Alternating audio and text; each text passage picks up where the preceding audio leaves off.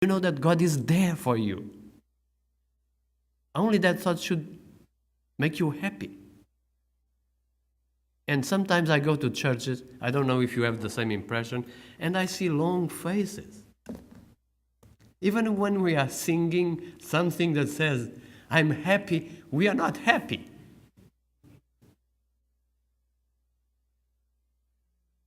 That's Christian life is not easy, but should be a happy life. Because we have a happy God too. When God created the planet, He said, that's very good, it's beautiful. God enjoy it. And God is asking us to enjoy also here. You have limitations? Yes, we do. But that doesn't mean you cannot enjoy your life. Because you are marching to Zion, to the New Jerusalem, to something beautiful that we cannot imagine. Our imagination is too little for that.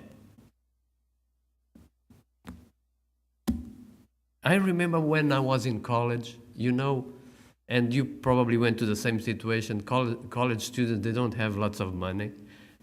We have to work to pay the studies, work hard every day. I worked on a security company that exists here in the United States, also called Securitas. And I worked during the night from 8 p.m. to 5 a.m., and I was going to classes at 8 a.m. Sometimes we were in class sleeping.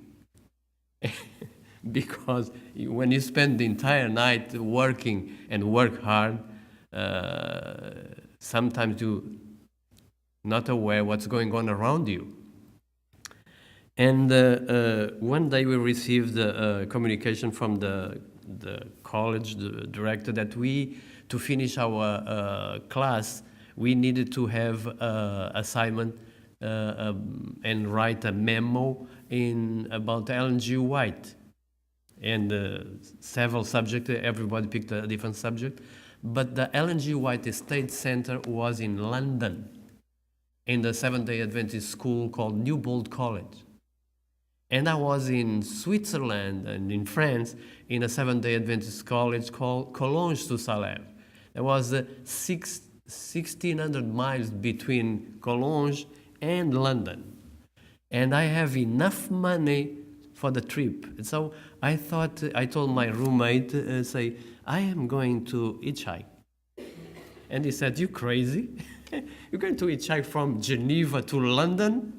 I said, yeah, God told me that I can do that. I can save some money and have extra money to buy some things there when I'm there. And he said, you crazy, I'm not going with you. 8 o'clock in the morning, I was there. And for some reason, God touched my roommate heart and a friend of mine, another friend of mine. And both they were there. I was in one side of a roundabout and they were in the opposite side. They were not believing that someone was going to come to pick us. I had a paper with the word London. I was in Switzerland. And we waited until 5 p.m. Nobody came. And my two friends, they say, we're going back to the college. We come back tomorrow. And I say, God is telling me that someone is going to come here. I say, you crazy. Yeah. We are here from 8 a.m. It's 5 p.m. Nobody's going to come. I say, I'm going to stay. Last moment, somebody is going to come here. And after they start marching away, somebody came. He stopped on my side. He said, I'm not going to London, but I'm going to Paris. Do you want to come? I said, yeah, I want to come. Can I pick those two guys there too? Yeah, bring them here. And he said, usually this is not the way to Paris. I came here because some voice told me somebody needs you. Go there. Sometimes God tells us things, and if we are not listen, ready to listen to him. If we don't have a communication with him, we don't listen to his voice. I went to Paris. We arrived there at 5 o'clock in the morning. I didn't have money. We didn't have money to go to a hotel or motel or whatever. So we decided to buy a subway ticket and sit down on the subway and sleep on the subway. The subway was going all around Paris. So we slept from 5 to 7 o'clock 8 o'clock in the morning. And after that, we had a train that was going from Paris to Calais, the north of France. And from there, we had to cross the channel to go to Dover and Dover to London. And I took the train. My two friends, they decided to go by bus.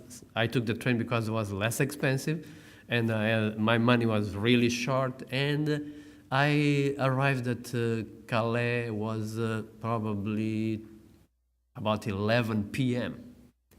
This was in March, and March in France is very cold weather. And I went to all the they have that too, probably, motels for young people. You pay only I remember that time I paid $5 for the night and breakfast. It's not like that today. And I went to try to find a motel for young people, and everything was sold out. So was approaching midnight, and I had to go to the boat to cross the channel next morning at 7 o'clock in the morning. And I was prepared to go to a place there and lay down there on the grass and sleep there. And when I was ready to go there, the town was empty, nobody, no traffic, no people there. It was a small town. And I saw a car that stopped in the other side of the road, and a man, all dressed in white, came and crossed the road. And he said, "You looking for a place to sleep?" I said, "Yeah, but everything is sold out."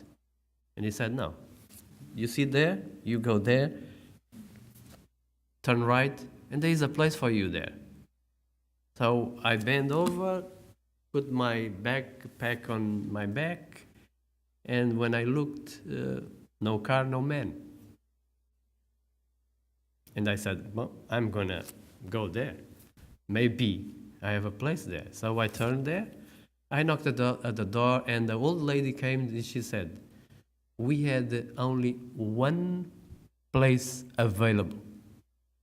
Somebody told me that he was coming at today, but it's midnight. The place is for you. Come on in."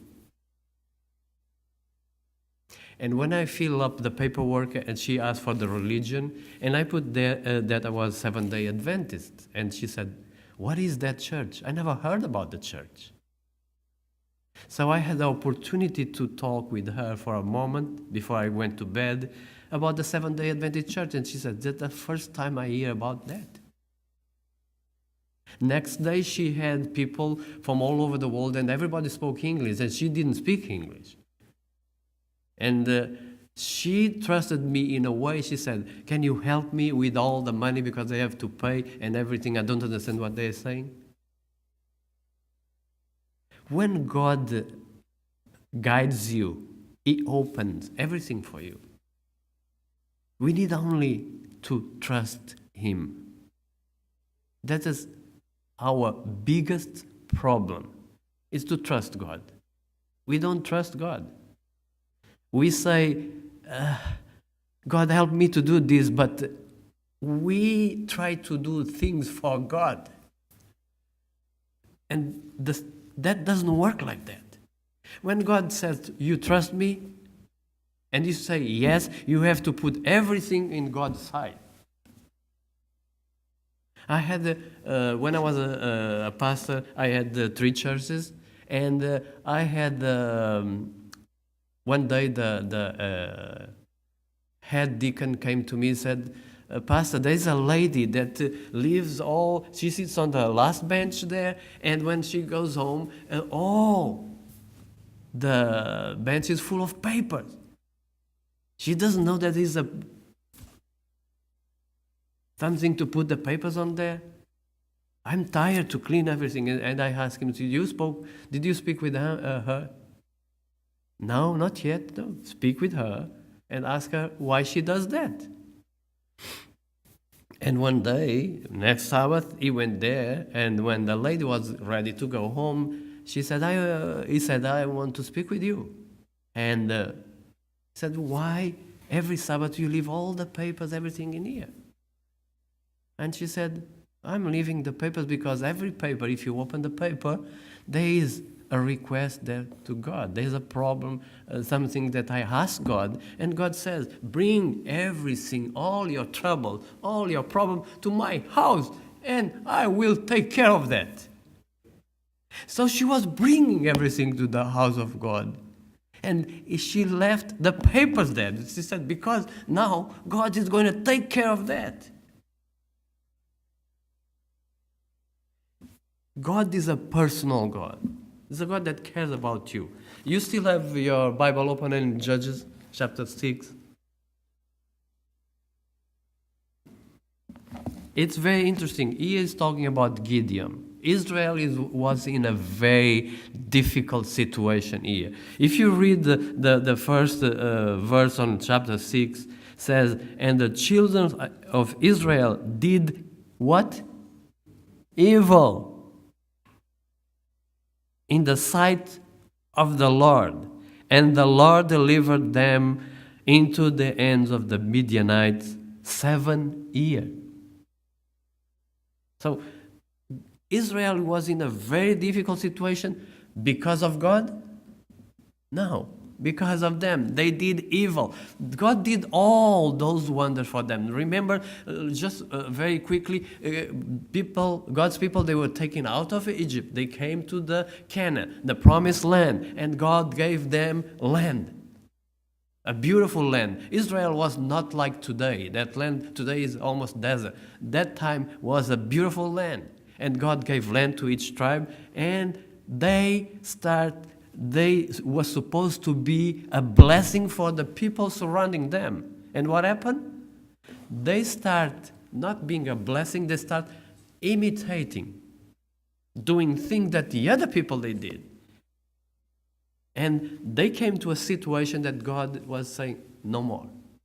And God delivered them to the hands of the Midianites. At this time here, Israel was worshipping Baal. If you read all the entire chapter 6, you see that they have an image that Gideon is going to take down because they were worshipping another God. And sometimes we say, oh, if I was there, if all that happens and I could see all that, I wouldn't do that.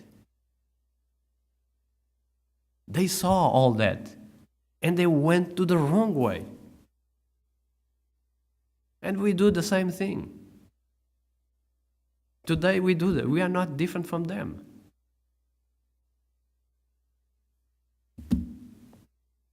Gideon was one of God's people. And if you read before the verse 14, says, the angel of the Lord came into Gideon.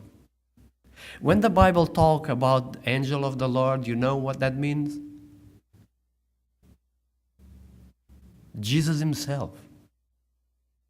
Every time the Bible said the angel of the Lord, that's Jesus, dressed in his war outfit, Michael.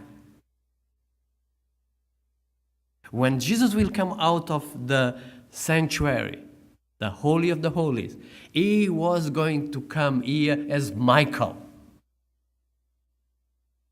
And Michael was talking with Gideon. And he said, you are going to deliver my people from the hand of the Midianite. And Gideon he started presenting excuses immediately. He's saying, I am the miner in my house. My father, he has idols. And if God is with us, Why all this is happening? We heard about all the wonders that our people had before. And now we are under the control of the Midianites. The Midianites, they were living in the mountain. The Israelites, they were cultivating their fields. And when they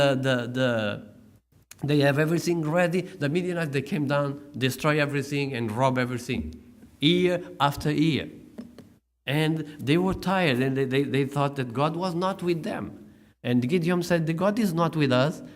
Gideon, when he was talking here with the angel of the Lord, he has no idea that he was talking with God himself.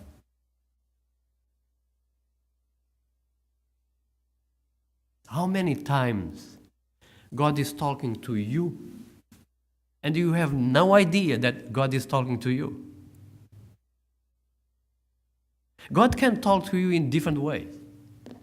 He can talk to you through a child, through a beggar, through a plant or a bird or nature, through an event, through a person, and also through an angel.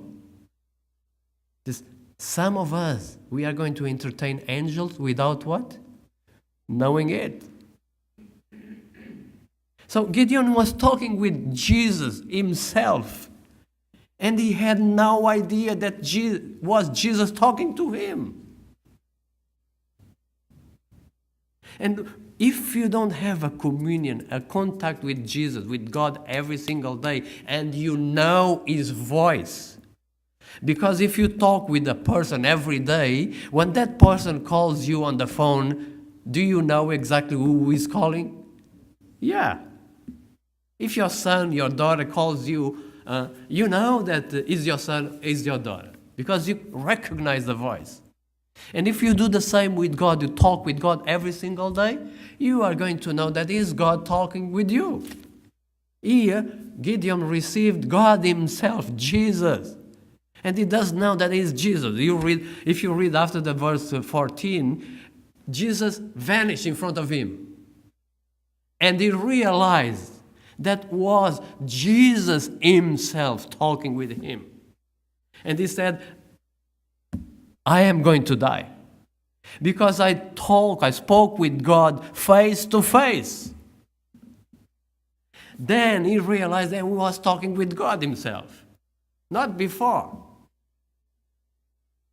And said, I'm going to die. And Jesus came back again and said, no, you are not going to die. I'm sparing you. But I have a task for you. I have something that you have to do to free my people. And I picked you. Because it says in verse, didn't I send you? I'm sending you. Don't give me any excuse. And God said, go with what you have. Go in your strength. I'm going to repeat something that Sister Kathy said about talent. God wants us to go in our strength. And you can only discover your talent, your gift, if you go. Can you discover your talent or your gift if you're sitting down in your house waiting for God to reveal to you what is your gift? If you don't try it, you cannot know. And some people are afraid and say, oh, no, I'm not good on that. No, oh, Pastor, don't ask me. Oh, no, oh, Brother Wyatt, don't ask me that. I never did that. I'm never going to do that because I'm not good on that. How many times we said that? God is calling you. God is saying, I have something for you, but you have to try it. And go with what you have. God is saying to you, I am the one who is going to give you the talent. You don't have it, but I'm going to give you. But you have to try that. If I don't try, I will never know. Because when you recognize that you don't have the power, you don't have the strength, that's when God can work with you. The Spirit of Prophecy says, I have a quote here, it says like this, but the Lord saw the pride and the unbelief in the hearts of his people. He saw that because he can see that. And that's why he picked Gideon. Because he knew that he had no talent. He was not a warrior. He was a farmer. But God says, don't worry. I want you to go. You have to say, I am going. I trust you. And when you trust me, I am going to put what you need to do the job. Don't be afraid when God asks you to do something. Just go. Go and do it. Because when you trust God, He is going to give you the talent. Do you know the story of the talent? 1 talent, 2 talent, 5 talents? What happened with the guy with 1 talent? Why? He didn't use it. He didn't use it, and God says, because you're not using, you don't need it. I'm going to take that back. Talents are given by God. They're not in you. And they have to be used for the benefit of the church, not your own benefit. The benefit of the community. And if you don't use that, God takes that back. God is calling you several ways, using several people, different things. Just sit down for a moment and try to listen to God's voice. It was yesterday, no, the day before yesterday, sitting at the porch, and we live in the middle of nowhere, like my wife says. It's silent. We could hear the noise of the silence. And that's when God talks with you. Do you remember Elisha? When he ran away from a woman, he was afraid.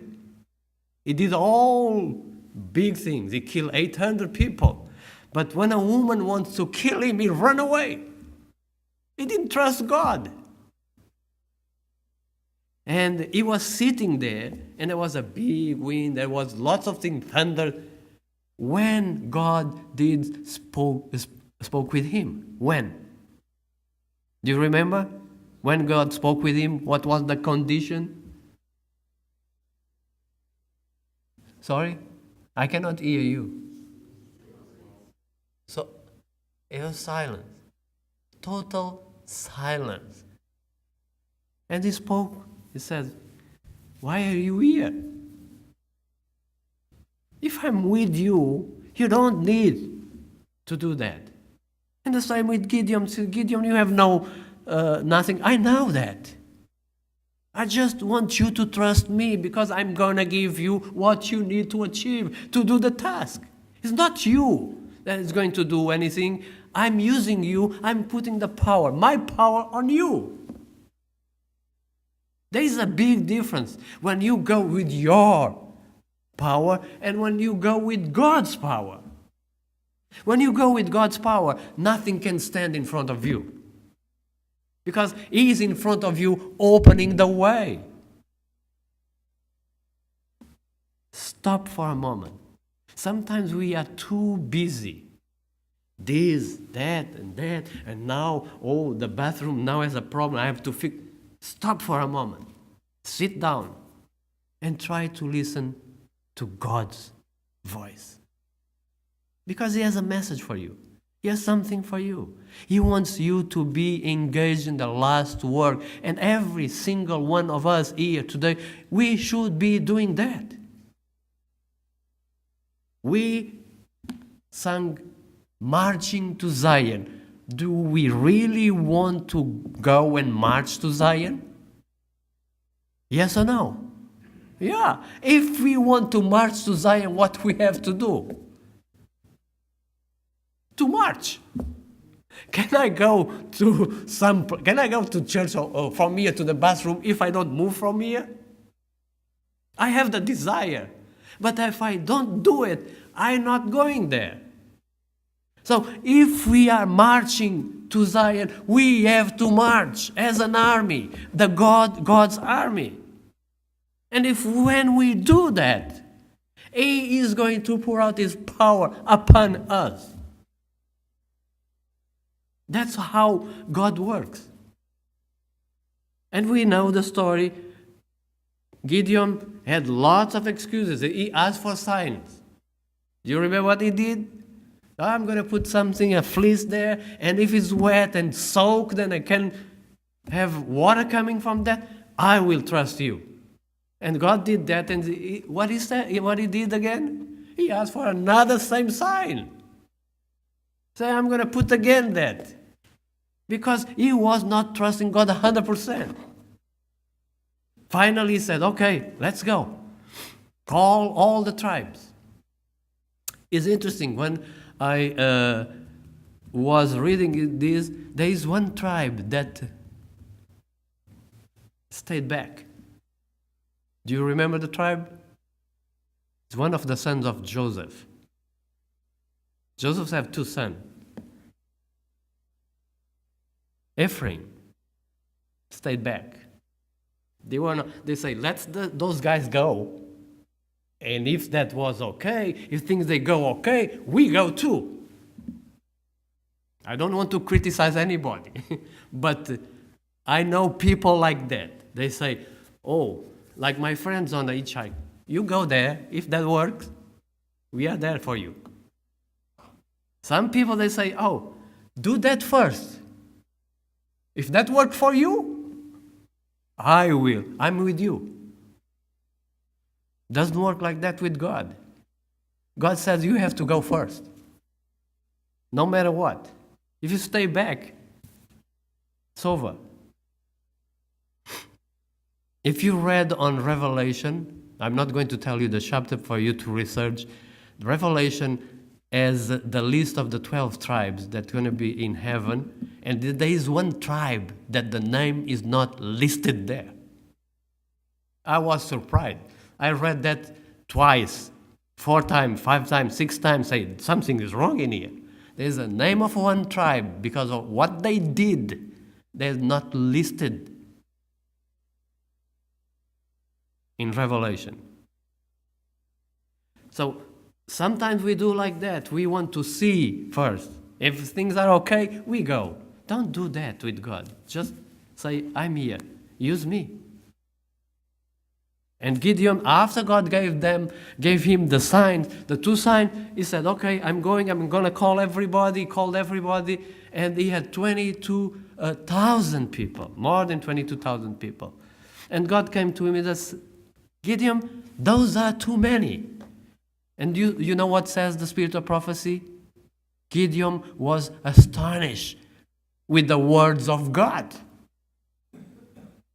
He didn't accept that. You know, the Israelites, they were on top of the mountain, and the valley was full of Midianites, 120,000. Says the chapter says, 6 says, the camels, they were like sand.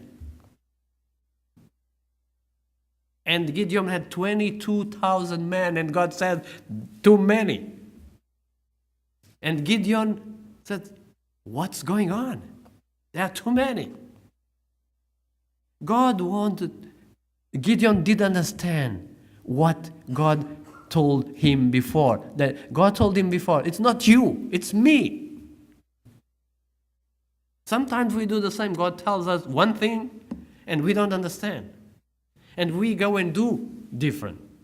And God says, no, it's not like that.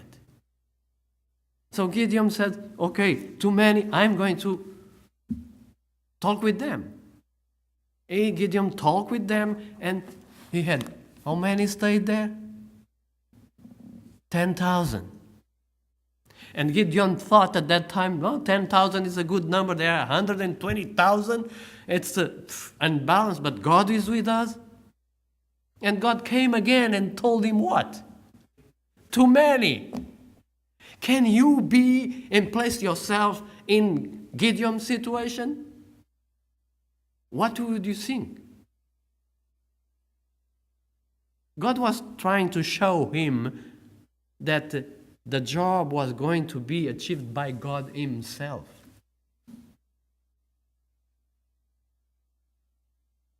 And Gideon was confused.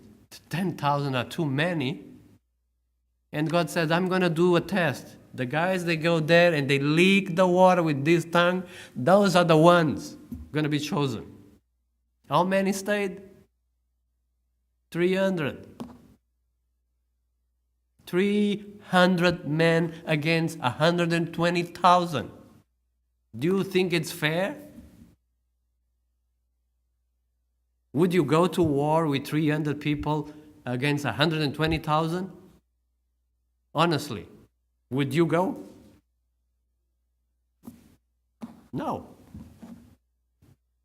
And more on that, what kind of weapon God gave to them?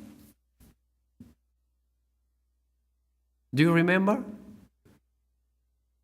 A trumpet, torch inside of a clay pot. Can you fight someone with that? You can always break the clay pot on the head of the enemy, but that is not going to kill him. And divide them in 3 companies, 100, 100, 100.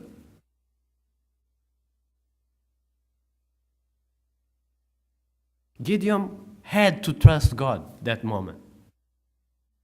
Because God himself was saying, I am the one who's going to fight for you.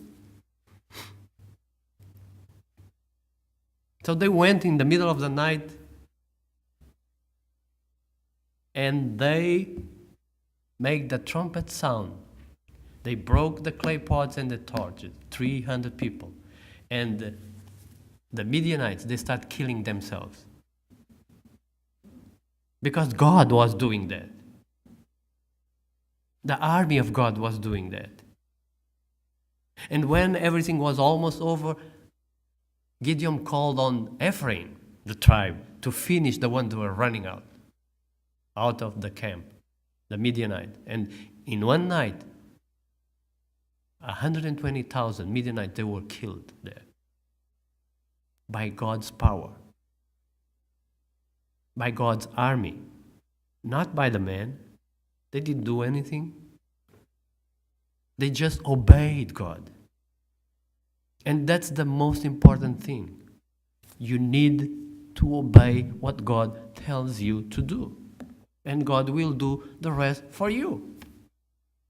Obedience is the number one in everything. When you read the Bible, it's all about obedience. Since the beginning, Adam and Eve, they disobey one rule.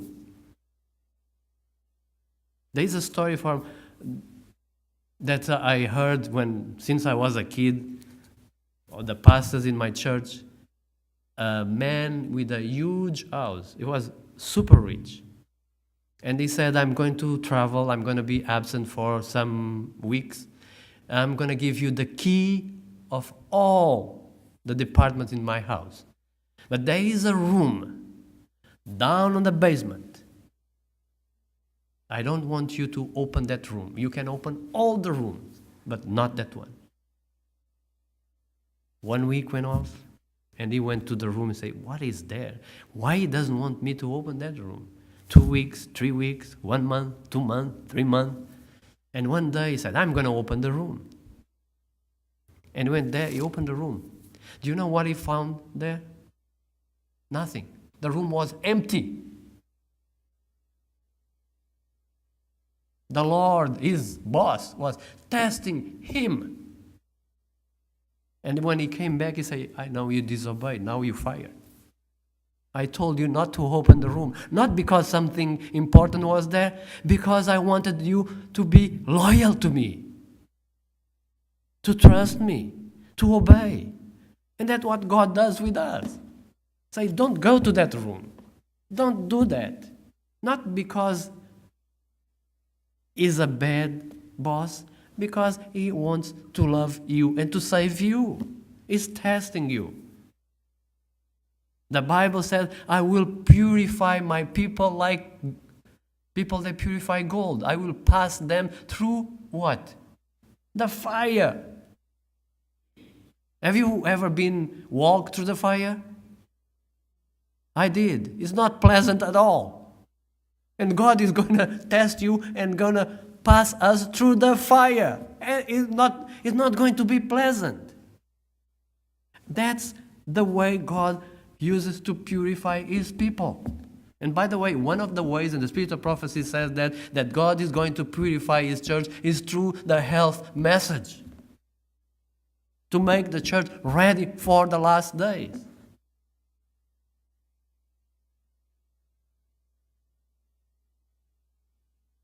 That's the God we have. He fought for Gideon. He is ready to fight for us too. Just accept what God's saying to you. Go in your strength. Don't be afraid. Do what you can. Not everybody can do the same thing. I cannot sing here because if I start singing, probably everybody goes away. We will have an empty church. But you can do other things. Everybody has a talent, a gift given by God. To finish, I'm going to tell you a story that I like. The former lady that she had no talent, no nothing. She thought, I have no talent, no nothing. I can't do anything. But she had a talent, a big talent. She helped people.